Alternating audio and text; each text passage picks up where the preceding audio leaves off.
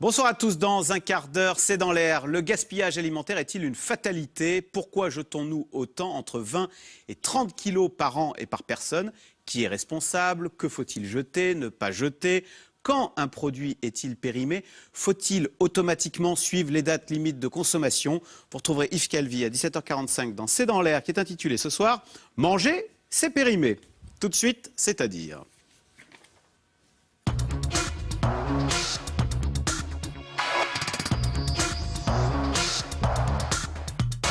Bertrand Martineau, bonsoir. Vous êtes économiste, spécialiste des questions d'emploi. Vous avez notamment été délégué général à l'emploi et à la formation professionnelle. Vous êtes l'auteur de Chômage, inverser la courbe aux éditions Les Belles Lettres.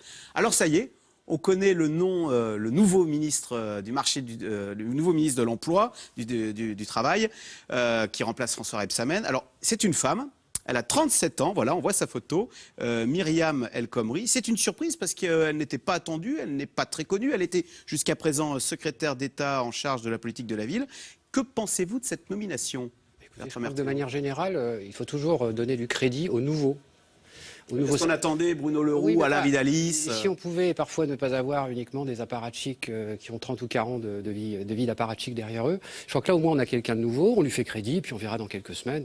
Voilà. Alors, est-ce qu'il y a aussi, sur le plan politique, c'est une femme, elle est jeune, 37 ans, elle est d'origine marocaine, c'est aussi bien joué, non, peut-être? Après, on peut faire des commentaires politiques, enfin, après, on va la voir techniquement, c'est quand même, il y a des sujets très techniques et très lourds. Mais un peu d'habileté politique sera utile. À quoi ça sert un ministre du Travail? Est-ce que ça ne sert pas uniquement, non mais je provoque un peu, à dire tous les mois les chiffres du chômage? Parce qu'on sait très bien que c'est à Bercy que se joue le terrain économique, le terreau économique de la France, c'est pas au ministère du Travail. Le terreau économique de la France, je vous rassure tout de suite, il se joue dans les entreprises, il se joue, c'est les 30 millions de Français actifs qui travaillent tous les jours, qui payent les impôts, etc. C'est ça qui fait tourner l'économie. Bon. Donc on n'est plus dans une économie dirigée, planifiée, etc. Bon. Donc Bercy donne effectivement les contours économiques, et bien sûr, parmi ces contours économiques, il y a le marché du travail. Le marché du travail, c'est essentiellement, depuis toujours, un sujet qui regarde davantage le ministère du Travail et de l'Emploi, tout simplement parce que les administrations qui font ces politiques, les projets de loi, les textes, etc., sont fabriqués à cet endroit-là. Bertrand Martineau, ce que je veux dire, c'est qu'on sait très bien qu'il va y avoir une réforme du marché du travail. Tout le monde a dit que le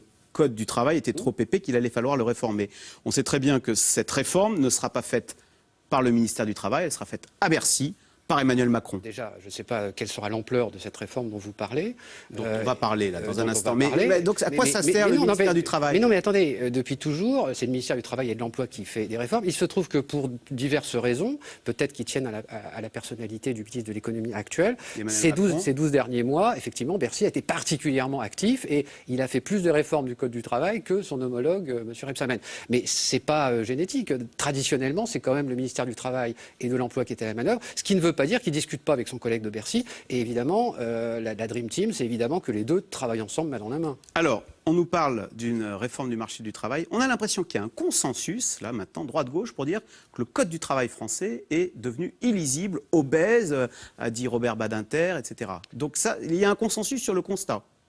Un consensus, oui, enfin chez les experts, les juristes, les économistes, etc. Enfin, il y en a qui se réveillent un peu tard quand même, parce que le Code du travail a pris 2000 pages en 30 ans. On aurait pu s'en apercevoir avant. D'accord. Alors, on nous dit qu'on va le simplifier. Concrètement, qu'est-ce que ça veut dire? Qu'est-ce qui va changer pour la vie des travailleurs d'ici, ou dans les règles du travail d'ici la fin de l'année, si on le change effectivement? Alors, attention, il y a différentes choses. Il y a des mesures de simplification. Ouais. Ça, on le fait de temps en temps. Par exemple, dans la loi Rebsamen, il y a un certain nombre de mesures de simplification, par exemple sur le fonctionnement des institutions représentatives du personnel. Donc ça, on le fait, on continue. Au passage, on simplifie des choses et on complexifie d'autres choses. C'est toujours un peu la même antienne, évidemment. Donc on peut imaginer des choses qui se simplifient, mais ça ne vaut pas réforme. Une vraie réforme du Code du travail, à mon avis, ce serait deux choses. Ce serait de changer la façon dont les normes sont faites, c'est-à-dire arrêter de tout vouloir normer au niveau national, jusque dans les moindres détails. C'est-à-dire que si une décision, si les gens se mettent d'accord, les gars dans l'entreprise se mettent d'accord, eh bien cet accord vaut et il est plus fort que la norme ou que ce qui est écrit dans le Code du travail à Paris. Alors en fait, vous avez trois façons de modifier le droit du travail. La première, c'est, j'allais dire, c'est un travail à la découpe. C'est-à-dire, bon an, mal an, plusieurs fois par an, vous faites des petits ajustements, un peu ce qu'on fait depuis quelques années. On simplifie telle chose, on arrange telle ou telle chose, on corrige telle ou telle chose. Voilà. Et puis, voilà. Donc, à la découpe. Ensuite, il y a une deuxième vision, c'est la vision un peu de table rase. C'est un peu la vision de messieurs Badinter et Lyon-Caen, c'est-à-dire on réécrit tout avec quelques principes et puis on ne sait pas, on voit. Hein. Au passage, ça voudrait dire probablement un droit très jurisprudentiel, hein, c'est-à-dire que c'est le juge qui ferait tout ce qu'aujourd'hui fait le législateur. Et le gros problème du livre de Lyon-Caen et Badinter, c'est qu'il ne parle pas de l'échelon intermédiaire fondamental, qui sont les relations collectives du travail. Il ne parle que du contrat de travail. Troisième façon, à mon avis, la plus réaliste de modifier le droit du travail, c'est pas de viser le Big Bang à réécrire en 150 articles ou en 150 pages, que sais-je. C'est simplement de conserver à peu près l'économie générale de la chose, du Code du travail, mais de permettre de manière systématique qu'on puisse y déroger, modulo un ordre public.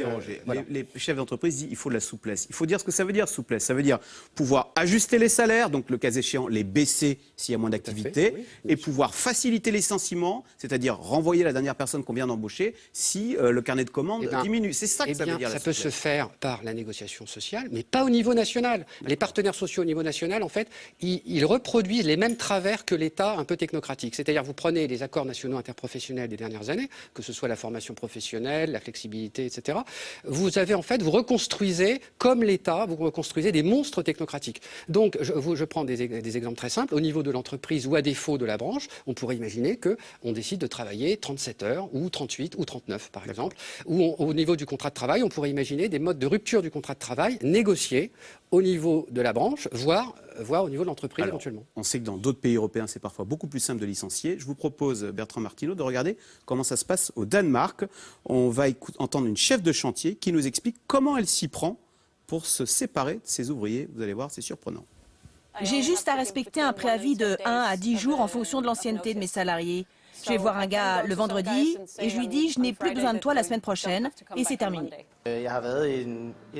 Pendant des années, il m'est arrivé de changer jusqu'à 6 fois de travail par an. Non, j'ai pas peur d'être au chômage, car à chaque fois, ça ne dure jamais plus de 6 semaines. C'est ce qui nous attend, ça. Je dis ça parce que François Rebsamen, cet après-midi, lors de la passation de pouvoir, ça m'a frappé, a mis en garde son successeur contre ce qu'il appelle le vent de l'ultralibéralisme triomphant. Voilà. Pourquoi ultra d'ailleurs? Enfin, libéral, ça suffit. Je cite François Rebsamen. Quand on est socialiste, on ne dit pas ultra-socialiste, on dit socialiste. Donc quand on dit libéral, on ne devrait pas dire ultra-libéral forcément. Bon. Alors le Danemark, d'abord, c'est pas un pays de tradition libérale, hein, c'est plutôt un pays de tradition social-démocrate. Enfin, 1 à 10 jours pour licencier. Oui, tout à fait. Sauf que ça dure depuis longtemps et ça n'a pas été remis en cause ces dernières décennies, quelles que soient les alternances. Il y a un consensus danois.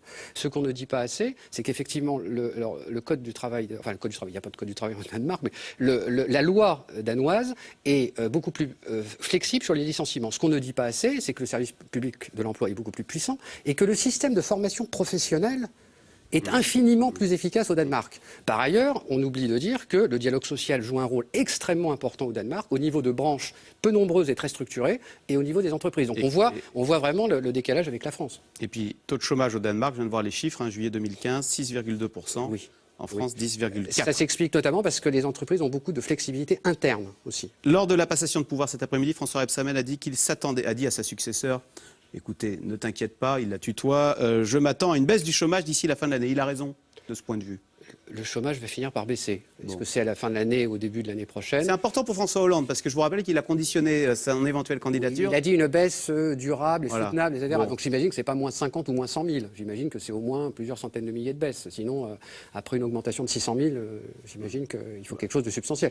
Donc là, après, ça dépend des conditions économiques générales. C'est vrai qu'il y a quelques semaines, les conditions s'amélioraient. On pouvait être assez optimiste. L'intérim a repris ces derniers mois. Ça restait quand même très fragile. C'est vrai que là, il y a des turbulences financières et monétaires internationales qui ne sont pas forcément de bon augure. Cela dit, il y a quelques éléments favorables qui laissent penser que la croissance va se maintenir peut-être à un peu plus de 1, 1,5. Et on pourra stabiliser, voire baisser un peu le chômage. C'est tout à fait envisageable. Ben merci beaucoup Bertrand Martineau, donc économiste. Je précise qu'une nouvelle édition de votre livre va sortir la semaine dernière, en poche, mais avec un nouveau titre. Ça va s'appeler « Pour en finir avec le chômage » et ce sera aux éditions Pluriel. Merci. Restez avec nous tout de suite, Yves Calvi. C'est dans l'air. Le gaspillage est-il une fatalité? Qui est responsable? Faut-il automatiquement respecter les dates limites de consommation? C'est dans l'air est intitulé ce soir « Manger, c'est périmé ».